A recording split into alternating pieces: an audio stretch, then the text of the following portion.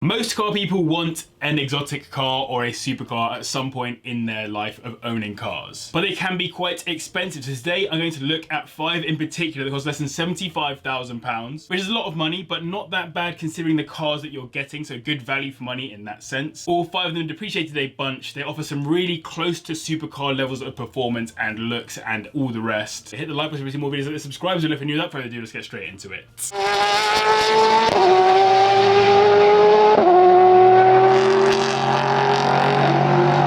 I honestly wholeheartedly believe that the Mercedes AMG GTC might be one of the best looking modern Mercedes that you can buy. It benefits from an insanely beefy bodywork compared to the other standard GTs, more akin to the one you'll find on the GTR, but in this case without the additional wing and cage. Genuinely, I think I would have the GTC Roadster over a GTR simply because the GTC Roadster would give me a better standard of living and offer me better overall looks, and that's literally coming from the man who likes the Lotus Exige Cup 430 above most other things. It comes with a 4-litre twin turbocharged V8 engine, which makes 549 brake horsepower, taking it to 60 in 3.6 seconds, which is pretty rapid for a Grand Touring cruiser, but I'll be honest, I would probably be soaking up the miles low and slow in one of these. If the GT is a sports Grand Tourer and the GTS is a slightly sportier version of that, while the GTR is the track-focused version, this is basically the supercar that sits in between the GTS and GTR. While it is performance-focused, some of those features make it more striking as well, like the wider body and track. It also got rear wheel steering and all the rest, but the real reason why I would go for this car is I reckon it'd be an amazing Grand Tourer. More comfortable than the GTR, but not far off in terms of handling on twisting roads through the Alps, and with the roof down cruising along the Amalfi Coast, you'll be living the dream. This is also one of those cars that personally I think the Roadster is light years ahead of the Coupe in terms of looks, but that's just my opinion. They run you around £68,000 at the bottom end, and 75k will get you a 2017 model with around 7,000 miles on the clock, so pretty low mileage. There have been some known steering system issues and some electrical problems too, with some owners complaining about servicing experiences, but generally these have been okay. Next up we have a car that shares the same basic engine as the AMG we just spoke about. It's the Aston Martin Vantage from the most recent generation,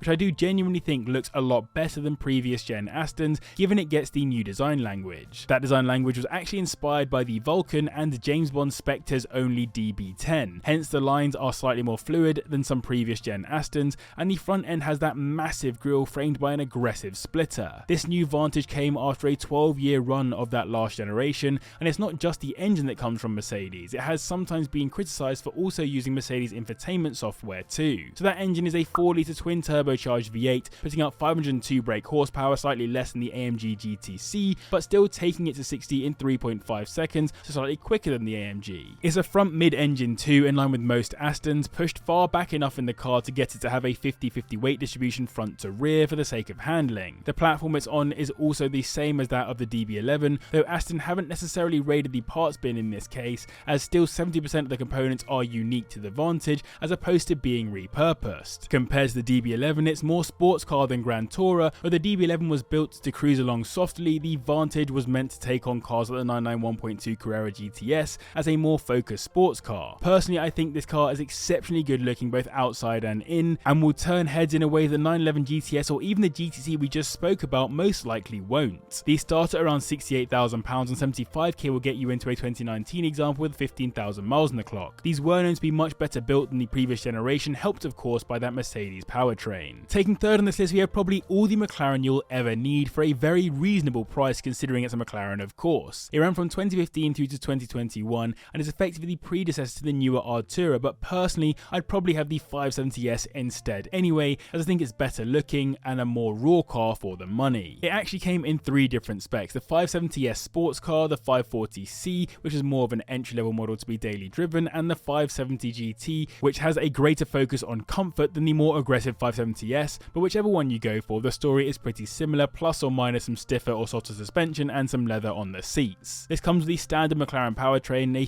3.8-litre twin turbocharged V8, which produces 562 brake horsepower, taking it to 60 in 3.3 seconds, seconds, which is pretty decent for the baby McLaren. Prior to this, that engine had been used in the 650S and P1, both of which it takes some design cues from. In terms of the P1, the rear of the 570S in particular is most reminiscent, and of course the car retains the dihedral doors the brand is known for. Compared to its rivals, which are most of the cars on this list, it's lighter and more agile, and what's more, its specs are effectively the exact same as that of the hallowed McLaren F1. Same top speed, same 0 to 60, same 0 to 100, so for a small fraction of the price you're getting something newer, more usable, and actually insurable. I think of all the cars on this list, the 570S probably has the most road presence and potential claim to being a supercar, at least in terms of the looks and sound outside and in. To get into one, you need to spend around £68,000 at the bottom end, and 75k is enough for a 2017 model with 9k on it, as well as plenty of 540Cs and slightly fewer 570 GTs. Mechanically these have been good, electronically less so, but most importantly it's a McLaren. Maintenance and repairs will cost McLaren money, not VW money. So I hope you guys enjoyed this video. If you are, then do hit the like button and subscribe as well if you're new, and let me know in the comments down below, if you have £75,000 tomorrow to buy one car, what car are you buying? Just missing out on the top spot, we have probably the only fully certified supercar on this list, where the 570S is a top-end sports car. The Audi R8 V10 Plus from the second generation R8 really cemented this badge into supercar territory. The easiest way to tell if you're looking at a V10 Plus or a non-plus is to look at the rear. Typically a Plus comes with a wing, where the non-plus doesn't, just a little trick for you. Although you should ignore the Performance Quattro and the RWS examples when I say that. It also shares both its platform and engine with the Huracan and retains the exact same power in V10 Plus spec, so you're effectively buying into a cheap Huracan. It's obviously a V10, a 5.2 litre V10 to be exact, which puts out 601 brake horsepower, the most on this list, taking it to 60 in 3.1 seconds, pretty rapid but still a tenth off the car taking the top spot. Compared to the other cars on this list, the expensive repairs will be pretty similar, or in some cases more expensive, but it's known to be a pretty reliable supercar all in, which is a major positive. Now that it's been cancelled completely, I see these becoming classics longer term. Yes, they've been pretty mass produced, which is why prices have continued to fall over the past few years, but they're still very special cars, which are now officially limited in numbers. I'm imagining in 40 years time turning up to a car show and seeing a pristine V10 Plus in concourse condition, with old blokes like me being all back in my day about them. Interiors are aggressive and focused on the driver, the all-wheel drive offers you incredible grip and pull wherever you are, and the sound is that befitting of a V10. It's a beautiful car. 66 grand is the minimum you can find these listed for right now, making it the cheapest car on the list, and 75k will get you a 2015 model with 40,000 miles on it. Taking the top spot and continuing the tradition of being a complete supercar killer is the Porsche 911 991 Turbo S to the previous generation Turbo S, which is both exceptionally good looking and exceptionally fast. The formula is typically Turbo S, the big wheel arches, the air intake, the spoiler on the rear, the lovely luxurious interior focused on grand touring,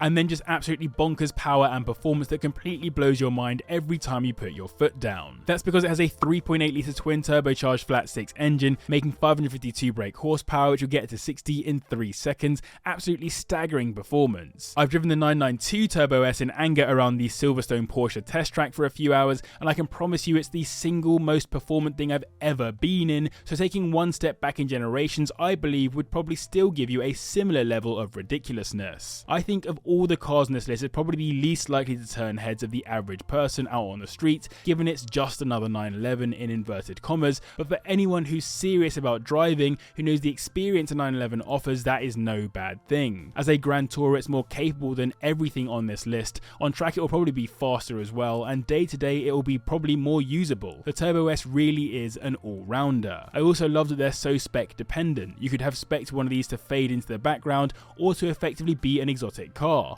I know this firsthand, as I expect my boss's 911 Turbo to take on supercars aesthetically, which I'm sure you'll see on the channel one day soon. These start at around £70,000, and 5k more than that will get you a 2014 model with around 30,000 miles on the clock. Some people did appear to get lemons of these, but in general, if they've been running well, they should be reasonably okay. And so there you have it, 5 exotics for under 75k. Do hit like and subscribe for more videos like this. Massive thanks to you guys for watching, for the patrons for their support, and click on screen right now to see another video on some very cool cars.